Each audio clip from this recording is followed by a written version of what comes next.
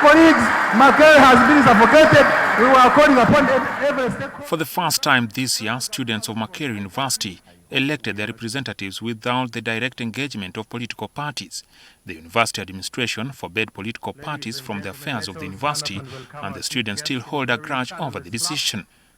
Here at Makerere University, political parties have been totally curtailed. There is a lot of dictatorship, that even when you sneeze, tomorrow you receive a suspension letter.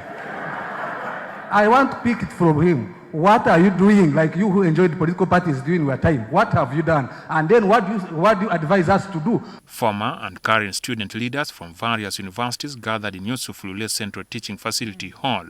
Some of them, engaged in national politics, defend the involvement of parties to shape the students' ideology. The problem is that in Uganda we don't understand what democracy is and liberal pluralism is. And that is why an institution like Makerere can come up with a very obnoxious policy saying we need to stop the operations of political parties. No. Makerere University's decision to prohibit political party involvement in students' politics was a result of violent campaigns in 2022 in which a Uganda Christian University student, Michael Betungura, was stabbed to death. Do not think that political parties are the reason as to why there's been violence that has characterized these different elections.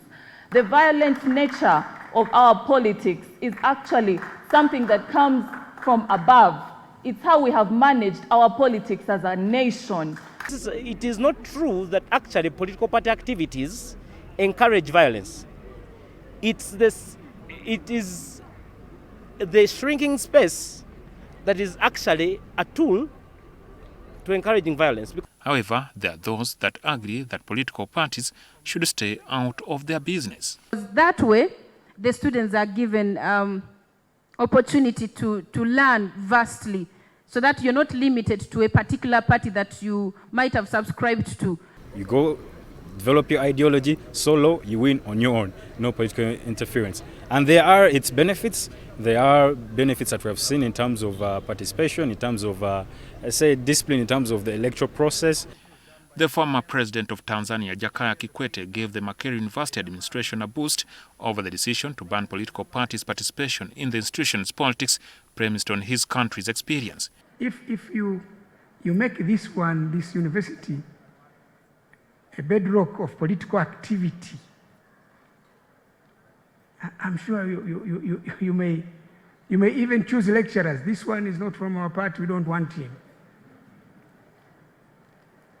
And the lecturer can also say, this one is a cadre of Bobby Wine. He will fail this exam. Kikwete argues that a university could cease having international character given the over-preoccupation with local parties that locks out the rest of the students from across the borders. Because ONYANGO cannot become a member of UPC.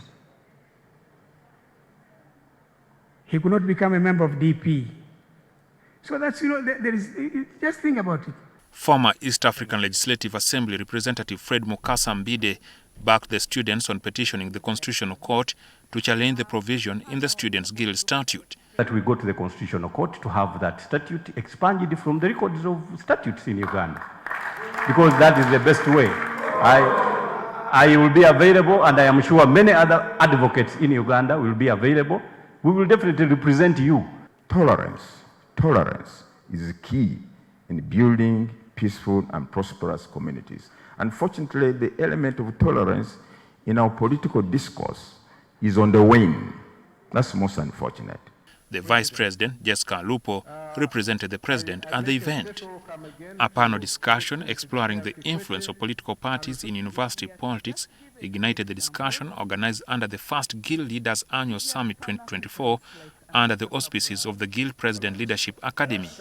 Jackson ONYANGO, NTV. Please don't go home before you listen to